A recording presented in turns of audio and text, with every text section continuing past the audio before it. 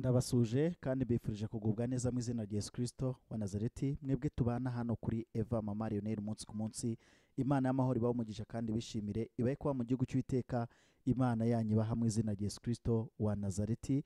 Mwebwe mwahisemo gukora subscribe, mwebwe abari iburasirazuba, iburengerazuba, amajyepfo n'amajyaruguru, umujyi wa Kigali, intara ya gatandatu y'abadiaspora, abantu mwese mwahisemo kwibera hano kuri cano. Imana y'amahoro ibahe umugisha kandi bishimire mu izina rya Yesu Kristo wa Nazareti. Aha rero murimo mugenda mutubona tuhagurutse mu rugo muri Zimbabwe, turi kwerekeza ku kibuga cy'indege i Harare, aho tugiye kugendana na Mama Lionel dutaha tugaruka mu Rwanda, cyangwa se agaruka mu Rwanda. Tugiye kugenda urugendo rwagenze gute kuva muri Harare kugera ku kibuga cy'indege. Mwabonye akavideo kari ku kibuga cy'indege, ku kibuga cy'indege, uburyo twamwakiranye ibyishimo, uburyo umuryango wari unezerewe, uburyo abantu bari bishimye, natwe twishimye twese. Ariko uyu munsi wa noneho mbese byagenze gute? Urugendo rwari rumeze rute? Amahoro y'Imana rirakomeze abarindire mu rukundo rwe mu izina rya Yesu Kristo wa Nazareti. Abantu bari muri Harare no muri Afurika y'Epfo, abantu twakiriye umubyeyi Evangeliste Mama Lionel, Imana y'amahoro ibahe umugisha kandi bishimire. Twababwira ijambo ryanditswe mu byakozwe n'intumwa ibice 18 umurongo wa 21 ugira ute: ahubwo abasezeraho, haleluya, ahubwo abasezeraho arababwira ati nzagaruka ubundi Imana nibishaka. Atsukiraho ava muri Efeso. Reka tubyite yuko aho muri Efeso kandi ubutumwa bw'Imana bwabagezeho muri abagabo bo kubihamya mu izina rya Yesu Kristo wa Nazareti. Reka rero tugere muri Harare. Umuryango wari umeze ute? Bamuherekeza aho ni umuryango rwose murababona yuko bari bamuherekeranyije ibyishimo, byari ibintu byiza cyane. Yafunze butu gikomando rwose, umubyeyi wacu muramubona, kandi Imana yabanye nawe mu rugendo rwose kuva i Harare kugera kuri International Airport ya Kigali. Amana yuko uwo umumama nawe rwose bari bamuherekeje bishimye cyane. Rimwe na rimwe aho tuzamwicaza tukamubaza amakuru y'urugendo, ariko twababwira ngo byari ibintu byiza kandi bishimishije mu izina rya Yesu Kristo wa Nazareti. Tugiye kubagezaho urugendo uko rwari rumeze. Mbese muhagurukane na Eva Mama Lionel ku kibuga cy'indege, cyangwa se muhagurukane nawe mu rugo aho yaracumbitse i Harare, aho yabwirizaga ubutumwa agataha, kugeza bamuherekeje bamugejeje ku kibuga cy'indege. Byari bimeze gute? Byari byifashe gute? Nuko byari byifashe. Abantu bari bishimye, abandi bababajwe nuko umubyeyi abasize mu irungu, ariko ababwira ati nzagaruka vuba. Niko ijambo ryatubwiye. Murabona yuko byari byishimo, abantu bari bishimye cyane, abantu bari banezerewe. Reka twinjire noneho turebe ese urugendo rwabo uko bateraga intambwe. Dore ukuntu disi abantu bari bishimye bamuherekeje. Murabibona abantu barishimye, abantu bari bishimye. Yego, nk'aka kavideo murabona ko bamuherekeje, murabona ko rwose yafunze butu gikomando rwose. Umubyeyi wacu muramubona ko agiye kwinjira kuri department, cyangwa se aho binjirira, ubundi yinjire agende bamucekinge, namara kumucekinga ubundi adutahire mu gihugu cy'u Rwanda. Mbabwira yuko ku musozo w'iyi video mbafitiye uruhisho urwo ndibuze kubabwira mu izina rya Yesu Kristo wa Nazareti. Kadukomeze rero, dukomeze uko byakomeje, nuko bakomeje baza, ko niko bakomeje bamuherekeza.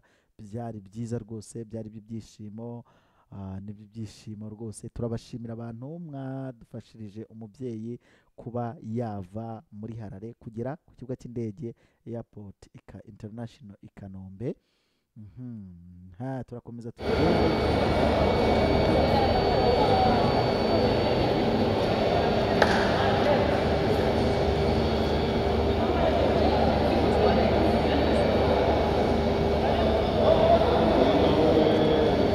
indege noneho rero aha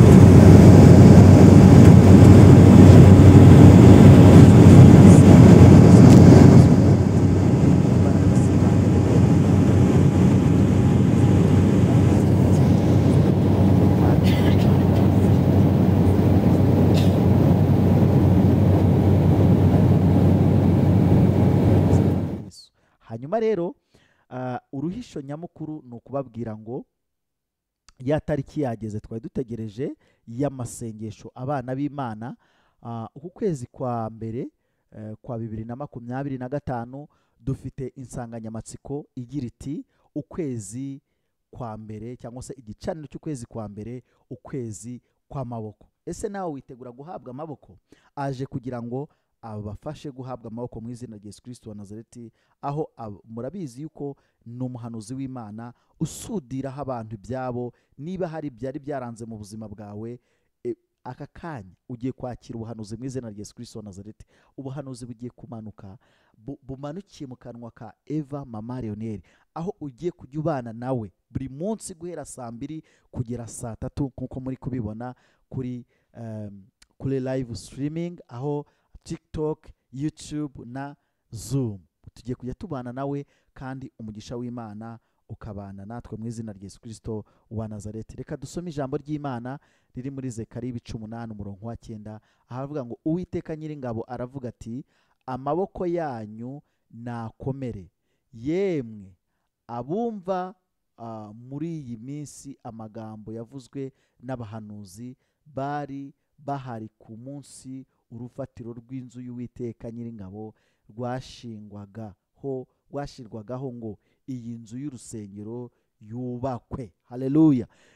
Umva, ugiye kubakwa, si ukubakwa gusa mu buryo bw'umwuka, ugiye no kubakwa mu buryo bw'umubiri, ugiye kubakwa mu buryo bw'iterambere, ugiye kubakwa mu buryo bw'umwuka wera, ku buryo wumva imbaraga z'Imana ziri muri wowe, ubwiza bw'Imana buri muri wowe, maze ugahabwa za mbaraga ndengakamere, za zindi Yesu Kristo yavugaga ngo muzazihabwa kandi muzakora ibirenze iby'uwo yakoze mu izina rya Yesu Kristo wa Nazareti. Iki ni igihe cyawe rero, ni igihe cyo guhabwa amaboko, ni igihe cyo kubaka. Ni ukuri, reka mabwire, nushigikira umukozi w'Imana mu kubakana, kandi mu migani hari ijambo rivuga ngo nk'uko icyuma gityaza ikindi niko umuntu akaza mugenzi we. Agiye kugukaza nawe mukaze mu izina rya Yesu Kristo. Habwa izo mbaraga zo gukazanya, habwa ubushobozi bwo gutera imbere mu izina rya Yesu Kristo wa Nazareti. Ndahanurira ubuzima bwawe mu izina rya Yesu Kristo wa Nazareti. Ndi munsi y'amavuta y'umushumba umubyeyi Eva Mama Leonel, mu izina rya Yesu Kristo wa Nazareti.